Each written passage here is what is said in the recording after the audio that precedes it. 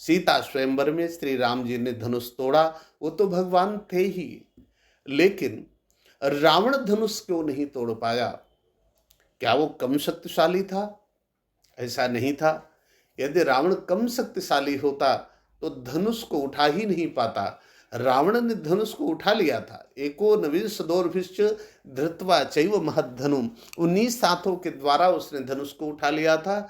जैसे ही 20वें हाथ के द्वारा वो उस तांत को उठाने लगा जो धनुष की रस्सी होती है, तो धनुष गिर गया और रावण उसके नीचे दब गया। विष्टा मूत्रम तथा कृता, मलमूत्र हो गया उसको।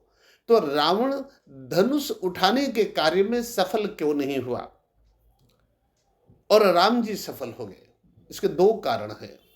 शक्ति और संसाधन देखे जाएं तो ताकत रावण के पास भी थी और राम जी के पास भी थी।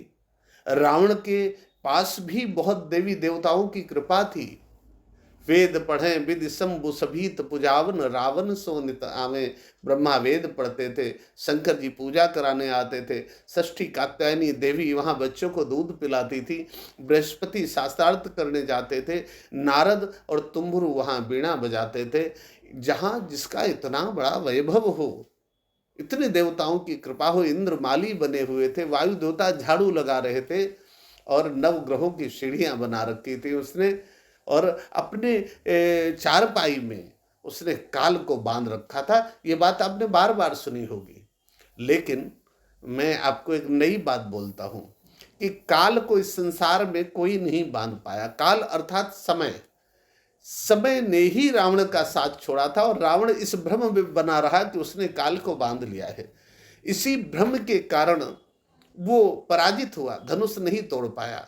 भ्रम क्या था? भ्रम यह था कि श्री राम जी ने धनुष ऐसे नहीं तोड़ा। श्री राम जी उस धनुष के तोड़ने की समय की प्रतीक्षा कर रहे थे। अब देखिए कि यहाँ स्वयंवर तो 1 साल से चल रहा था, 1 वर्ष पूरा हो रहा था।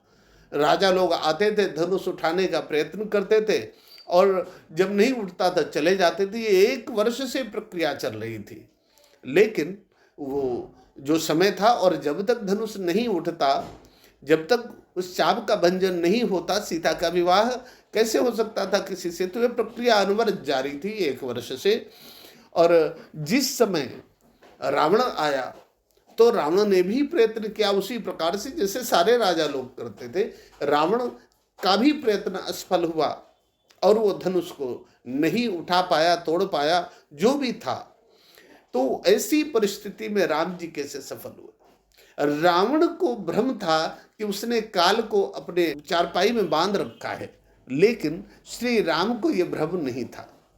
आप रामचरितमानस पढ़ते होंगे, ये बात विश्वामित्र जी को पता थी कि कोई भी काम सफल तब होता है जब समय साथ देता है। समय साथ ना दे तो कितने भी संसाधन आपके पास बने रहें, आपका काम सफल नहीं होता है। तो रावण को ये था, हमारे पास 20 भुजाएं हैं, 10 सिर हैं, इतना बल है हमारे पास, तो हम तो अपने ताकत के बल पर ही धनुष को उठाकर तोड़ देंगे। लेकिन सच्चाई ये है कि शक्ति और संसाधन तब साथ देते हैं जब समय ठीक होता है, और जिसका जब समय ठीक नहीं होता है तो शक्ति और संसाधन साथ नहीं देते। तो विश्वामित्र जी भगवान राम को लेकर के और मिथिला में घूम रहे थे और धनुष यज्ञ की बात सुनी तो वहाँ पहुँच गए कि अब वहाँ आयोजन शुरू हो गया है।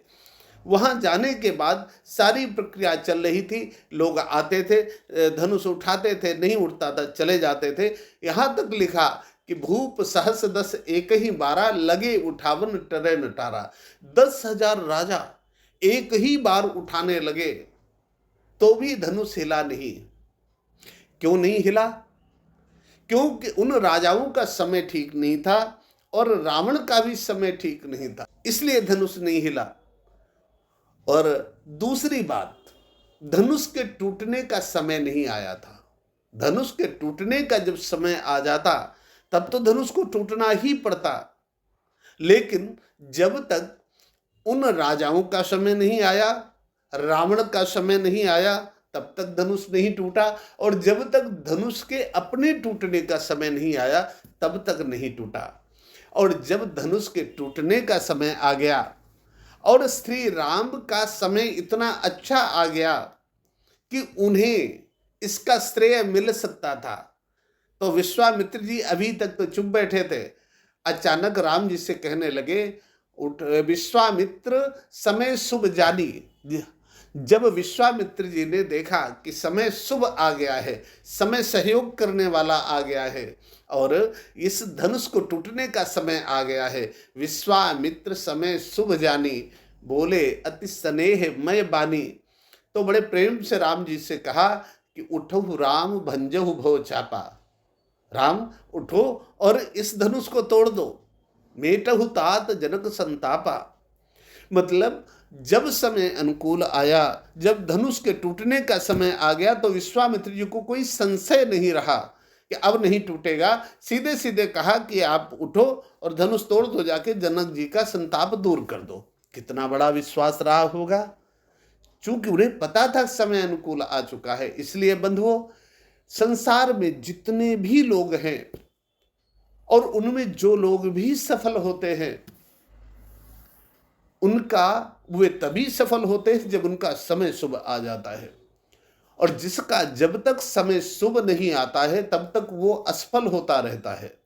समय शुभ ना आवे तो उसके अपने सगे संबंधी साथ छोड़ जाते हैं, परिवार के लोग साथ छोड़ जाते हैं, पत्नी बच्चे साथ छोड़ जाते हैं, उनके सहयोगी छोड़ जाते हैं, उनकी फैक्ट्री में, उनके कार्यशालाओं में जो कर्मचारी काम कर रहे होते हैं वो भी साथ छोड़ जाते हैं, धोखा दे जाते हैं।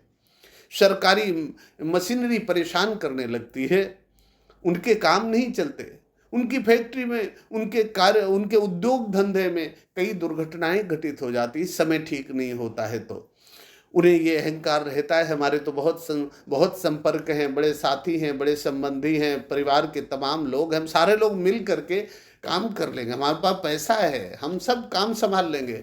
लेकिन याद रखिए, सारे संसाधन तभी साथ देते हैं जब आपका समय ठीक होता है। समय ठीक ना हो तो न साधन काम आते हैं, न सहयोगी काम आते हैं, न शोर सिफारिश काम आती है, न कोई संबंधी काम आता है। सरकारों से मिलता हुआ सहयोग भी रुक जाता है, उद्योग धंधे बर्बाद हो जाते हैं। तो इसलिए जो बड़े बड़े सफल व्यवसायी हैं, बड़े बड़े उद्योगपति हैं, जब आप उन्हें देखते हैं तो ये मत देखिए उन्होंने बड़ा अच्छा संघर्ष किया है। देखिए, बिना परिश्रम तो कुछ मिलता नहीं है, इसलिए भाग्य का दोहन करने के लिए परिश्रम करना ही होता है। लेकिन समय जब उचित आवे, शुभ आवे, सहयोग करने वाला आवे, उस समय परिश्रम करे तो सफलता अवश्य मिलती है। अब ये कैसे पता लगे कि समय किसका कब शुभ आया, इसको समझने के लिए, बताने के लिए बड़े बड़े ऋषि मुनि, तत्वदृष्टा, एक से ज्ञानी गुणी लोग बैठे हैं। यदि आप निरंतर पूजा करते हैं तो आपकी आत्मा से आवाज उठने लगती है, अब अपना समय इस काम के लिए ठीक आ गया है। और यदि ऐसा ना हो तो आपको सुयोग्य ज्योतिषी की शरण में जाना होता है। सुयोग्य ज्योतिषी वर्तमान समय में ढूंढना असंभव सा है, क्योंकि 99% लोग ऐसे हैं जिन्होंने किसी विश्वविद्यालय में जाकर ज्योतिष पढ़ी ही नहीं है, और कोई ऐसा योग्य ज्योतिषी उन्हें मिला ही नहीं कि वो ऐसा कर पावे। मेरी बात आपको ऐसे लगती होगी कि मैं अपनी तारीफ करना चाह रहा हूँ, ये सच नहीं है। सच्चाई मैं आपको बताता हूँ, विश्व में यदि कोई अच्छा ज्योतिषी होता तो इतनी बड़ी कोरोना महामारी आई, वो इसके विषय में कुछ तो पूर्वानुमान बताता, कुछ तो आपको ढाढ़स बंधाता, लेकिन ऐसा कोई ज्योतिषी सामने नहीं आया। इतनी बड़ी बड़ी प्राकृतिक आपदाएं घटित होती हैं, उनके विषय में कुछ तो बताता अगर सच्चा ज्योतिषी होता, लेकिन ऐसा किसी ने नहीं बताया। हमारे अलावा इस विश्व में ना कोई वैज्ञानिक, ना कोई ज्योतिषी महामारी का पूर्वानुमान लगाने में सफल हुआ है। केवल मैंने महामारी की प्रत्येक लहर का सही सही पूर्वानुमान लगाकर लहर के आने से पहले पीएमओ की मेल पर मैं भेजता रहा हूँ, और वो सही घटित होता रहा है। इसलिए मैं आपसे भी कहना चाह रहा हूँ कि दर दर की ठोकरें खाने से अच्छा है, अपना पैसा, अपने संसाधन व्यर्थ में बर्बाद करने से अच्छा है कि आप और आपके परिवार के लोग, आपके सहयोगी लोग अपने समय को एक बार हमारे यहाँ दिखवा लें, संपर्क करें और अपना डेट ऑफ बर्थ वगैरह वो सब लेकर के आवें और व्यवस्थित ढंग से उसे एक बार दिखवा लें कि आपका किस प्रकार का काम बनने का समय कब आएगा। ये बहुत बड़ी बात है। कुछ लोग सोचते हैं समय अच्छा आ गया है तो हमारे सारे काम बन जाएंगे, ऐसा नहीं होता। अलग अलग काम के लिए अलग अलग समय आता है। अब जिस समय में किसी का घर बन सकता है उस समय में सभी काम हो जाएंगे, ये आवश्यक नहीं है। जिस समय व्यवसाय चलता है उस समय वो स्वस्थ भी होगा, ये आवश्यक नहीं है।